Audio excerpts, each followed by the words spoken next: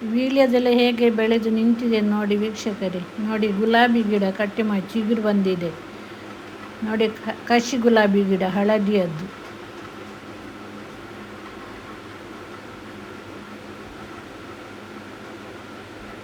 Hi ವೀಕ್ಷಕರೇ, good morning. ಹೇಗಿದ್ದೀರಾ? Mahima YouTube ಚಾನಲ್ಗೆ ನಿಮಗೆಲ್ಲ ಸ್ವಾಗತ ಸುಸ್ವಾಗತ. ವೀಕ್ಷಕರೇ, ನನ್ನ ವಿಡಿಯೋಗಳನ್ನು ಪೂರ್ತಿ ನೋಡಿ, ನನ್ನ ಚಾನಲನ್ನು ಸಬ್ಸ್ಕ್ರೈಬ್ ಮಾಡಿ ನೋಡಿ. ಇವತ್ತು ನಾನು ವೀಳ್ಯದೆಲೆ ಮತ್ತು ಕಟ್ ಮಾಡಿದ ಕಸಿ ಗುಲಾಬಿ ಗಿಡ ಹೇಗೆ ಚಿಗುರು ಬಂದಿದೆ ತೋರಿಸ್ತೀನಿ. ಮಲ್ಲಿಗೆ ಕೂಡ ಹೇಗೆ ಚಿಗುರು ಬಂದಿದೆ ಅದನ್ನೆಲ್ಲ ಇವತ್ತು ನಿಮಗೆ ಈ ವಿಡಿಯೋದಲ್ಲಿ ತೋರಿಸ್ತೀನಿ. ಪೂರ್ತಿಯಾಗಿ ನೋಡಿ ವೀಕ್ಷಕರೇ. ನನ್ನ ಚಾನಲನ್ನು ಸಬ್ಸ್ಕ್ರೈಬ್ ಮಾಡಿ ನೋಡಿ. ವೀಳ್ಯದೆಲೆ ಇದು ಎಷ್ಟು ಚೆನ್ನಾಗಿ ಬೆಳೆದಿದೆ ನೋಡಿ. ವೀಳ್ಯದೆಲೆ ತುಂಬ ಒಳ್ಳೆಯದಲ್ಲ ವೀಕ್ಷಕರೇ, ಮನೆಯ ಎದುರುಗಡೆ ಇದ್ದರೆ ತುಂಬ ಒಳ್ಳೆಯದಂತ ಹೇಳ್ತಾರೆ. ಪ್ರತಿಯೊಂದಕ್ಕೂ ವೀಳ್ಯದೆಲೆ, ನಮ್ಮ ಫಂಕ್ಷನಿಗೆಲ್ಲ ವೀಳ್ಯದೆಲೆ ಒಂದು ಗೌರವ ಕೊಡಬೇಕಾದ್ರೆ ಆ ವೀಳ್ಯದೆಲೆ ತಾಂಬೂಲ ಬೇಕೇ ಬೇಕಲ್ಲ. ವೀಳ್ಯದೆಲೆ ಯಾರಾದರೂ ಮನೆಯ ಎದುರುಗಡೆ ನೆಡಬೇಕು, ಜಾಗ ಇದ್ದವರು. ಒಂದು ಬಳ್ಳಿ ನೆಟ್ಟರೆ ತುಂಬ ಆಗ್ತದೆ. ಅದಕ್ಕೆ ಸ್ವಲ್ಪ ನೀರು ಹಾಕಬೇಕು. ಬೇಸಿಗೆ ಕಾಲದಲ್ಲಿ ಸ್ವಲ್ಪ ಏನಾದರೂ ಇದು ನಾವು ಬೆಂಕಿ ಮಾಡಿದ ಇದು ಇರ್ತದೆ, ಇದು ಬೂದಿ ಇರ್ತದಲ್ಲ, ಅದನ್ನು ಹಾಕಬೇಕು ನೋಡಿ ವೀಕ್ಷಕ. ಇದು ಕೂಡ ಕೆಂಪು ಗುಲಾಬಿ, ಊರ ಗುಲಾಬಿ. ಇದು ದೊಡ್ಡದಾಗ್ತದೆ ನೋಡಿ. ನಾನು ಅದನ್ನು ಕಟ್ ಮಾಡಿದ್ದು ಕಲರ್ ತುಂಬ ಆಗಿದೆ. ಎಷ್ಟು ಆಗಿದೆ ಗುಲಾಬಿ ಅದರಲ್ಲಿ, ತುಂಬ ಆಗಿದೆ. ಹಾಗೆ ಈಗ ಕಟ್ ಮಾಡಿದ್ದೇನೆ ನೋಡಿ. ಚಿಗುರು ಬಂದಿದೆ. ಒಂದು ಮನೆಯ ಎದುರುಗಡೆ ಇದ್ದರೆ ತುಂಬ ಚೆಂದ ಕಾಣ್ತದೆ ವೀಕ್ಷಕರೇ. ನಾನು ಒಂದು ಮಣ್ಣಲ್ಲಿ ನೆಟ್ಟಿದ್ದೇನೆ, ಇನ್ನೊಂದು ಚಟ್ಟಿಯಲ್ಲಿ ನೆಟ್ಟಿದ್ದೇನೆ. ಎರಡರಲ್ಲೂ ಹೂ ಆಗ್ತದೆ, ತುಂಬ ಹೂ ಆಗ್ತದೆ. ಮತ್ತು ನೋಡಿ, ಇದೊಂದು ಹಳದಿ ಕಸಿ ಗುಲಾಬಿ ಗಿಡ. ಇದು ದೊಡ್ಡ ಚಟ್ಟಿಯಲ್ಲಿ ಇಟ್ಟಿದ್ದೇನೆ. ತುಂಬ ಹೂ ಆಯಿತು ವೀಕ್ಷಕರೇ. ನಾನು ಈಗ ಕಟ್ ಮಾಡಿದ್ದೇನೆ. ಅದರ ಕಟ್ ಮಾಡಿದ ಗೆಲ್ಲುಗಳನ್ನು ತುಂಬ ಜನ ಕೊಂಡೋಗಿದ್ದಾರೆ ನೋಡಿ. ಅದರಲ್ಲಿ ಎಷ್ಟು ಚಂದದ ಮೊಗ್ಗು ಬಂದಿದೆ. ಅಲ್ಲಿ ಮಾರ್ಗದಲ್ಲಿ ಹೋಗುವವರು ನೋಡುವುದು ಅದನ್ನೇ, ಅದಕ್ಕೆ ಅದರ ಗೆಲ್ಲನ್ನೆಲ್ಲ ಕೊಂಡೋಗಿದ್ದಾರೆ ನೋಡಿ. ಮೊಗ್ಗು ಬಂದಿದೆ ಈಗ, ತುಂಬ ಚೆಂದ ಕಾಣ್ತದೆ. ಹಳದಿ ಗುಲಾಬಿ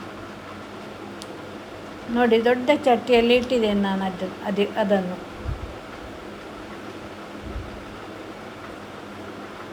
ನೋಡಿ. ಇದು ಪತ್ಪೆ ಅಂತ ಹೇಳ್ತಾರೆ, ಹರಿವೆ.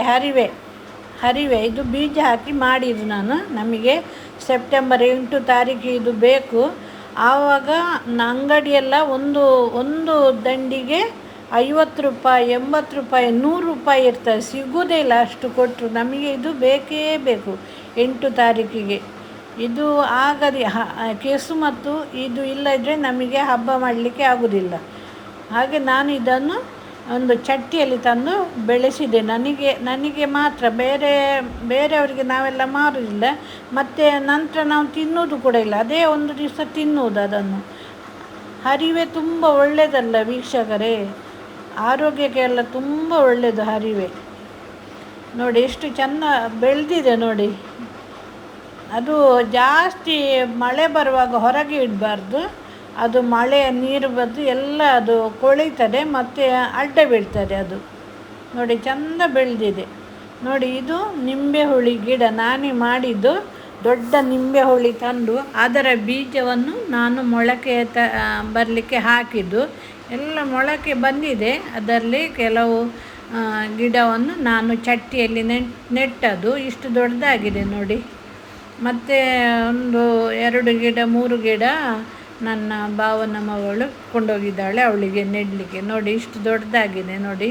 2 ಚಟ್ಟಿಯಲ್ಲಿ 2-3 ಗಿಡ ನಾನು ನೆಟ್ಟಿದ್ದೇನೆ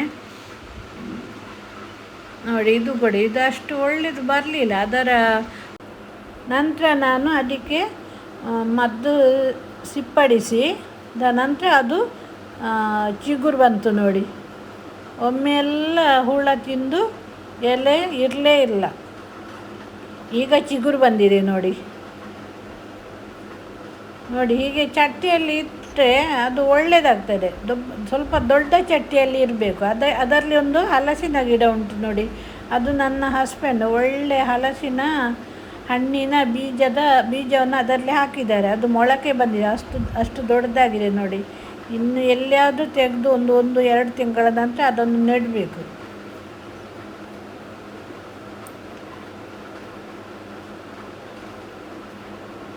ನೋಡಿ, ನಿಂಬೆ ಹುಳಿಯೆಲ್ಲ ನಮ್ಮ ಮನೆಯಲ್ಲಿ ಇದ್ದರೆ ತುಂಬ ಒಳ್ಳೆಯದಾಗ್ತದೆ. ಒಂದು ಜ್ಯೂಸ್ ಎಲ್ಲ ಮಾಡಲಿಕ್ಕೆ, ಒಂದು ಬೇಸಿಗೆ ಕಾಲದಲ್ಲಿ ಯಾರಾದರೂ ಬಂದರೆ, ಇಲ್ಲದ್ರೆ ಆ ಟೈಮಲ್ಲಿ ನಿಂಬೆ ಹುಳಿಗೆ ಜಾಸ್ತಿ ರೇಟು. ಒಂದು 5 ರೂಪಾಯಿಗೆ 2 ಕೂಡ ಸಿಗುವುದಿಲ್ಲ. ಅದಕ್ಕೆ ನನ್ನದು ಆಸೆ, ಒಂದು ಮರ ಮಾಡಿದರೆ ಆದರೆ ನಮಗೆಲ್ಲ ಒಳ್ಳೆಯದಲ್ಲ. ನೋಡಿ, ಇದು ಮಲ್ಲಿಗೆ ಗಿಡ ನಾನು ಕಟ್ ಮಾಡಿ ಹೇಗೆ ಚಿಗುರು ಬಂದಿದೆ ನೋಡಿ. ನಾನು ಮಾರಲಿಕ್ಕೆ ಅಂತ ಮಾಡಿದ್ದಲ್ಲ, ನನಗೆ ನಿತ್ಯ ಉಪಯೋಗಕ್ಕೆ ಮಾಡಿದ್ದು. ನಾನು ಸ್ವಲ್ಪ ಜಾಸ್ತಿ ಮಾಡಿದ್ದೇನೆ, ಜಾಸ್ತಿ ಆದರೆ ಮಾರ್ತೇನೆ. ಪುರ್ಸೊತ್ತಿದ್ದರೆ ಕಟ್ಟಿ ಮಾರ್ತೇನೆ, ನನಗೆ ಪುರ್ಸೊತ್ತು ಇರುವುದಿಲ್ಲ. ನೋಡಿ, ಚಿಗುರು ಬರ್ತದೆ ಅಷ್ಟೇ ನೋಡಿ. ಒಳ್ಳೆ ಪರಿಮಳ ಕೂಡ ಉಂಟು ವೀಕ್ಷಕರೇ. ನಾನೊಂದು 12 ಚಟ್ಟಿಯಲ್ಲಿ ಇಟ್ಟಿದ್ದೇನೆ